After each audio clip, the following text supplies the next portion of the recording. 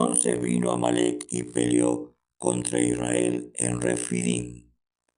Y dijo Moisés a Josué: escogednos varones y sal a pelear contra Amalec. Mañana yo estaré sobre la cumbre del collado y la vara de Dios en mi mano. E hizo Josué como le dijo Moisés, peleando contra Amalec, y Moisés y Aarón y Hur salieron a la cumbre del collado.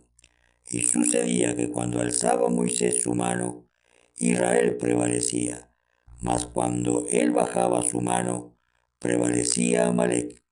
Y las manos de Moisés se cansaban, por lo que tomaron una piedra y la pusieron debajo de él, y se sentó sobre ella, y Aarón y Hur sostenían sus manos, el uno de un lado y el otro de otro. Así hubo en sus manos firmeza hasta que se puso el sol, y Josué deshizo a Amalec y a su pueblo a filo de espada.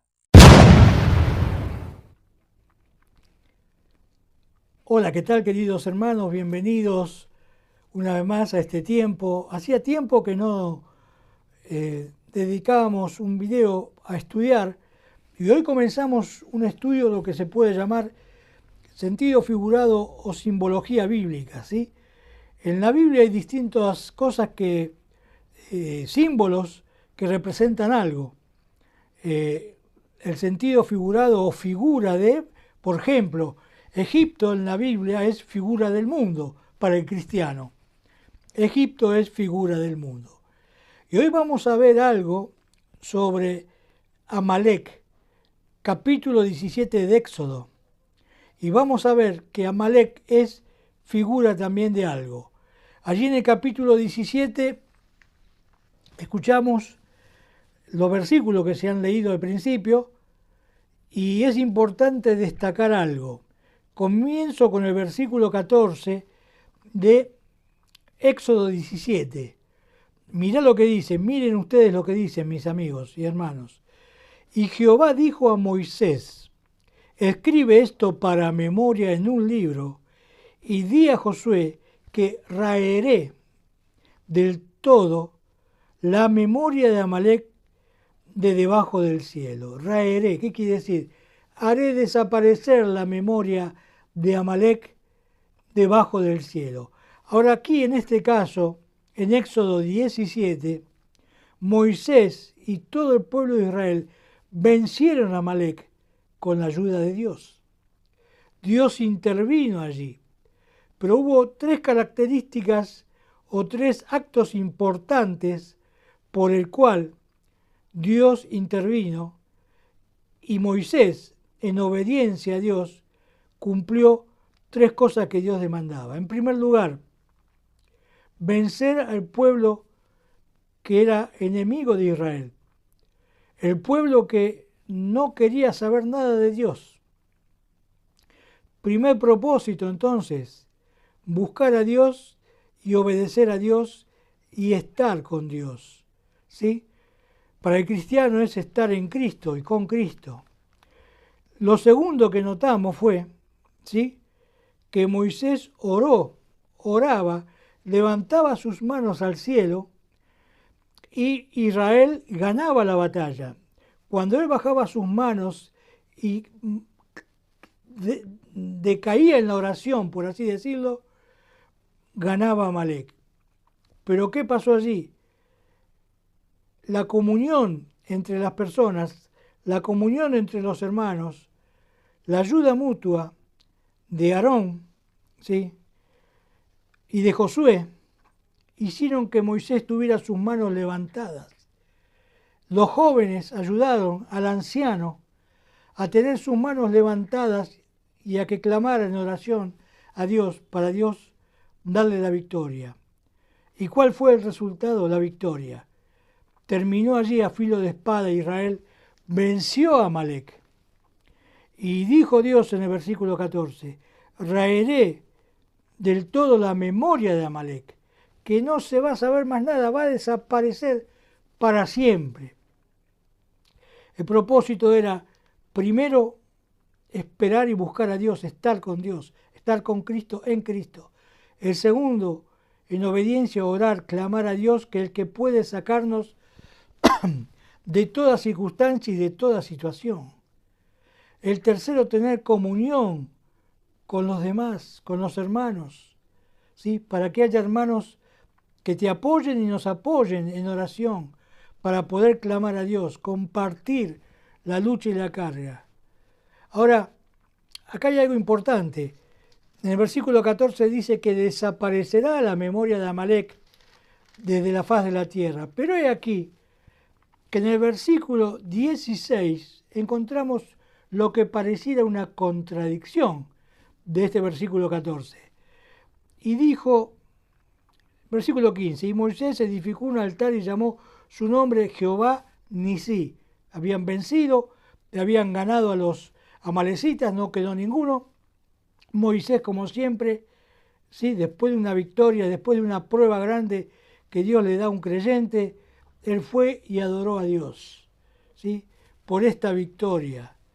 Y el versículo 16 dice, y por cuanto la mano de Amalek se levantó contra el trono de Jehová, Jehová tendrá, y prestale atención a este versículo, o préstele atención a este versículo, Jehová tendrá guerra con Amalek de generación en generación. ¿Cómo? ¿No dice el versículo 14 que no habrá más memoria de Amalek y acá dice que tendrá guerra con Amalek de generación en generación? Momentito, vamos a estudiarlo de otra forma. ¿Figura de quién es Amalek? Amalek es figura de la carne, simbología o símbolo o figura de la carne. El nombre Amalek, ¿sí? Amalecitas, Amalek, pueblo contrario al pueblo de Dios, enemigo del pueblo de Dios, enemigo de Dios, contrario a Dios, no un pueblo espiritual, no personas espirituales. Dice que tendrá guerra con Amalek de generación en generación. ¿Por qué? Porque si decimos que Amalek es figura de la carne, Dios tiene hoy todavía guerra con Amalek. ¿En dónde? En nuestra carne, en la carne. Porque no nos olvidemos que todavía estamos en este cuerpo, que le falta redención, que ya tiene las arras del Espíritu, ¿sí? Fuimos sellados, dice Pablo, con el Espíritu Santo de la promesa. Pero ¿qué pasa? Somos hijos de Dios y en nuestro cuerpo hay, o en nuestro ser hay dos naturalezas. La naturaleza nueva, espiritual, que es cuando recibimos a Cristo, le pedimos perdón por nuestros pecados y lo aceptamos como nuestro único y suficiente Salvador. Y el Espíritu Santo entra a morar en el corazón del cristiano, ¿sí? Juan 1:12, mas a todos los que le recibieron, ¿recibieron a quién? Al Señor Jesucristo, mas a todos los que le recibieron, más a todos los que creen en su nombre, en el nombre de quién, de Cristo, Dios le dio potestad de ser hechos hijos de Dios. Mirá, vamos a buscar en Juan, ¿sí? Te invito a que lo busques para que lo leamos tal cual es el texto, ¿no? Por las dudas, para que quede bien clarito y que pueda ser un texto caballito de batalla, de cabecera tuyo allí, que lo puedas anotar, ¿sí? Tenerlo presente, memorizarlo, para que no se te olvide nunca. Y si tenés hermanos, familiares que no son creyentes todavía, usa este texto para evangelizar, para compartirles. Mira, Juan 1:12, más a todos los que recibieron a Cristo, más a los que creen en su nombre, ¿en el nombre de quién? De Cristo. Les dio potestad, la palabra potestad es autoridad, nombre, derecho adquirido que entrega a Dios. Ahora que se habla mucho de los derechos del otro y el mío y el tuyo, Dios le dio derecho de ser hechos hijos de Dios, ¿sí? Potestad, derecho, autoridad. Si vos recibiste a Cristo Jesús como Salvador, si vos creíste en el nombre de Cristo, creíste en el buen sentido de la palabra, arrepintiéndote de tus pecados, cambiando tu mente, metanoia, si te convertiste a Cristo, no si estás en una religión, cualquier religión, No si vas a la iglesia, a cualquier iglesia, ya sea católica, apostólica, evangélica. Por más que vayas a la iglesia, no te vas a salvar. Solamente Jesucristo salva, habiéndole perdido perdón nosotros por nuestros pecados, habiéndonos arrepentido, porque todos somos pecadores. Usted y yo, vos y yo somos pecadores. La Biblia dice en Romanos 3:23, por cuanto todos pecaron, todos somos pecadores. El cura, el papa, el pastor, todos somos pecadores. Entonces es importante entender esto. ¿Le pediste a Dios perdón por tus pecados?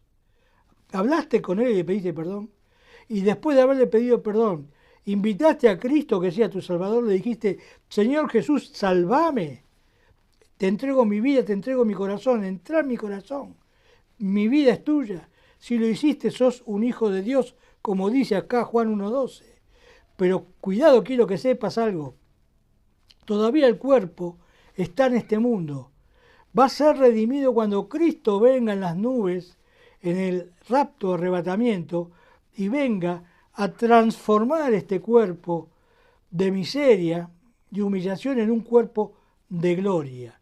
Y ya vamos a ser distintos, transformados y conforme a su imagen. Por eso es importante entender lo que leemos acá en Éxodo, ¿sí? Dice, y Jehová tendrá guerra con Amalek de generación en generación. Y Jehová tiene hoy guerra con la carne, ¿sí? Porque la carne se opone. Podés hacer cosas lindas con la carne y cosas que son buenas. Ir a la iglesia, llevarle una vela al cura, ¿sí? Llevarle una ofrenda al pastor. Son cosas lindas. Pero lo haces en tu carne, eso lo hace tu carne. Tu espíritu, si realmente recibiste a Cristo, te va a llevar a adorar a Dios, a leer la Biblia cada día y a ponerla en práctica en tu vida y a orar permanentemente. ¿Para qué? A orar para que tu carne no te impulse a hacer obras, aunque sean buenas, aunque sean que parecen que son de Dios o para Dios. Solamente a través del Espíritu Santo, usted y yo, vos y yo, muchachos, podemos hacer obras para Cristo que perduren y que en el famoso tribunal de Cristo salgan aprobadas, y Dios te entregue la corona. Cristo te entregue la corona. Porque todo lo que podamos hacer en nuestra carne es heno, hojarasca, ¿sí? Madera, que se quema o se pudre. Pero todo lo que hacemos en el nombre de Jesús, en Jesús, a través del Espíritu Santo en nosotros, es oro puro. ¿Sí? Es oro puro. Es lo que va a quedar, va a ser probadas nuestras obras. Por eso es importante entender que la guerra con Amalek se vence solamente a través de la oración. Permanentemente en oración. Pablo dijo orar sin cesar. ¿Qué quiere decir? ¿Estar todo el día encerrado en una habitación orando? No, es permanentemente. Vas en la calle, en el colectivo, cuando te acordás, cuando vas a encarar una nueva actividad, cuando vas a entrar al colegio, cuando salís de tu casa, sí, mentalmente, con los ojos abiertos o cerrados, Señor, Señor, en tus manos estoy, Señor, bendecime, abrime puerta, abrime camino para que pueda testificarle a alguien de Cristo y llevarlo a los pies de Cristo, para ganarle para Cristo. Sí, orar permanentemente. Si podés dedicar tiempos determinados para la oración, mañana, bien temprano, al mediodía, a la tarde y a la noche, bien, pero eso no quita que puedas orar sin cesar. Nuestra actitud tiene que ser de oración permanente. Tiene que estar encendido la radio o el televisor o lo que fuera, el aparato transmisor permanentemente. No necesitamos intermediarios para orar. No necesitamos ir a ver al cura ni al papa, ni necesitamos ver al pastor para orar. Permanentemente tenemos la libertad, ¿sí?, para entrar al lugar santísimo a través de la oración, porque Cristo nos hizo libres. Esto es lo que no tienen los religiosos, los que van a una iglesia y siguen a la iglesia y las enseñanzas del cura, pastor, papa o quien fuere, o líder. El que sigue las enseñanzas de estos líderes religiosos no tienen la capacidad de orar sin cesar, de estar permanentemente en sintonía con el Señor. Y cuando te equivocás y te das cuenta, porque el Espíritu Santo te muestra que hiciste algo que está mal o pensaste algo que está mal, allí tenés que orar pidiendo perdón. Perdón, Señor, perdón. Me dejé guiar por mis emociones, por mi carne, que todavía no está redimida. Por eso, una vez más, mi amigo, acordate, fueron a la batalla, Moisés oraba, tuvo comunión con su hermano y con Josué, que le ayudaron a permanecer firme en oración. Firme en oración. Esto me habla de la comunión entre hermanos. Compartí con tus hermanos, con dos de tu confianza, compartile tu motivo de oración, tu necesidad, ¿sí? Tu problema. Y Dios va a orar. Y Dios va a orar. Más que nada para orar. Mira, yo tengo 4 amigos. Uno está aquí en la tierra. Un amigo que se llama Dante. Es un hermano y amigo con quien compartimos, o he compartido muchas cosas por lo menos con él. Pero también tenía 3 amigos que ya no están.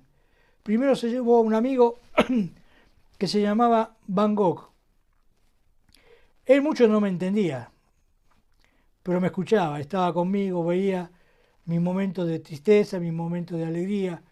Estaba permanentemente al lado mío, mi amigo Van Gogh. Claro, él no podía hablar con palabras, hablaba con besos, ¿sí? Hablaba con lambetazos. Era un Georgie, un pequeño perrito hermoso, ¿sí? Que lo único que le faltaba era hablar, ¿sí? O recibir a Cristo, como decía Adriana, mi esposa. Se fue primero, el Señor se lo llevó. No sufrió mucho, creemos.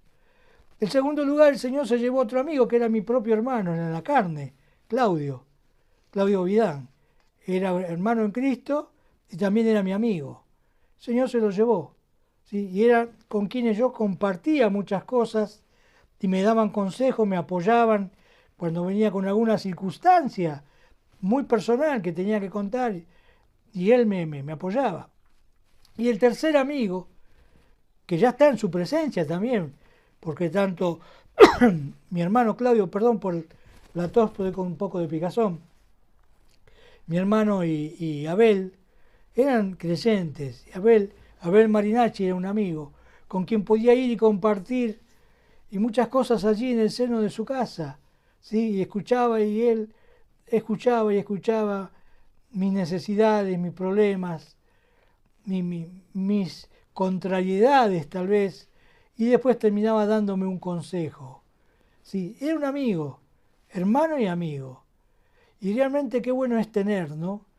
Y mi amigo Dante está todavía acá, podemos compartir tiempo a veces y situaciones cuando nos encontramos. Pero qué importante es tener amigos creyentes con quien compartas, amigas creyentes, vos mujer, con quien compartas cosas íntimas y que sabés que las van a saber guardar y reservar y te van a saber aconsejar. Uno me aconsejaba cómo conducirme en el mundo un poco con los problemas de la vida, y el otro, me aconsejaba en lo espiritual cómo esperar en el Señor y dejar que Dios obre y calmar a veces un poco la ansiedad o el ímpetu. Qué importante es entonces estos 2 amigos que estuvieron con Moisés, su hermano y Aarón, y allí sostuvieron sus brazos hasta que cayó el alba, y allí terminó con Amalec, ¿sí? No quedó ninguna amalecita a filo de espada. Pero acordate que el 16 dice que Jehová Dios, por cuanto Amalec se levantó contra el trono de Jehová. Mirá que no dice que se levantó contra Moisés, contra el pueblo de Israel. Amalec se levantó contra el trono de Jehová, contra la misma presencia de Dios, creyendo que iba a hacerle daño a Dios. Y allá dice, Jehová tendrá guerra con Amalec. No lo va a descansar Amalec, Jehová. Dios, Cristo no lo va a descansar. El Espíritu Santo no lo va a descansar Amalec. ¿Por qué? Porque tendrá guerra de generación en generación. ¿Hasta qué? Hasta que desaparezca la memoria de Amalec, de la presencia de Dios y del pueblo de Dios. Mis amigos, espero que esto les pueda servir. Estudien ustedes, agarren el capítulo 17 de Éxodo, ¿sí? El 18 también, para ver el texto y el contexto, y el 16 también.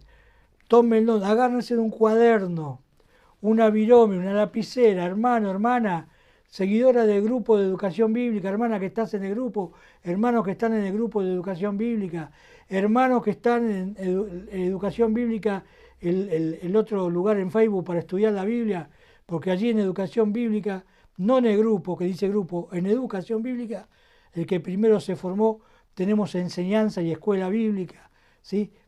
Para enseñar la palabra. Entonces, tomen un cuaderno, anoten los versículos y busquen de indagar, busquen en el diccionario bíblico, busquen en la concordancia bíblica, dediquen tiempo a estudiar la Biblia, no solamente a ir a la iglesia, está bien, no dejes de ir a la iglesia el domingo, el miércoles, el jueves, los días que vas, pero dedica tiempo en tu casa, ¿sí? Por lo menos dale el diezmo de tu tiempo al Señor en cuanto al estudio de la palabra y la oración. ¿Sabés cuánto es el diezmo de tu tiempo para estudiar la Biblia? Por lo menos el diezmo. ¿Cuántas horas tiene el día? 24. El diezmo, ¿cuánto sería? La décima parte. 2 horas 40 minutos. Dedicale el diezmo. Si todos los cristianos de la tierra, de América, de Argentina, España, Europa, Suiza, dedicáramos 2 horas 40 minutos a estudiar la Biblia y a estar previo en oración, qué distinto estarían las iglesias hoy en el mundo. Se hubiera convertido todo el mundo ya. O tal vez no, algunos piensan que algunos no porque ya están destinados, no importa. 2 horas 40 minutos, y si nunca lo hiciste, y si lo hacías y lo descuidaste, porque nos puede pasar, volvé a retomar. Fíjate dónde lo dejaste y retomá. 2 horas 40 minutos.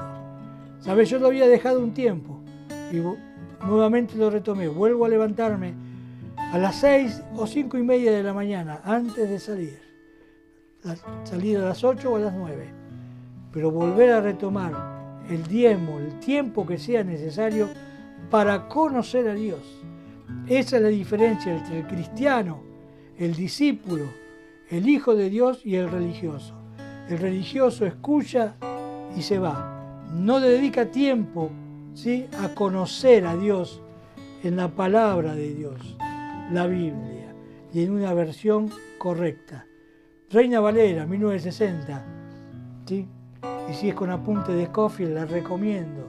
Muy buena Biblia para estudiar, para aprender. ¿No podés ir a un instituto bíblico? Tenés el instituto bíblico en tu casa, con una Reina Valera, con apunte de Scofield, con un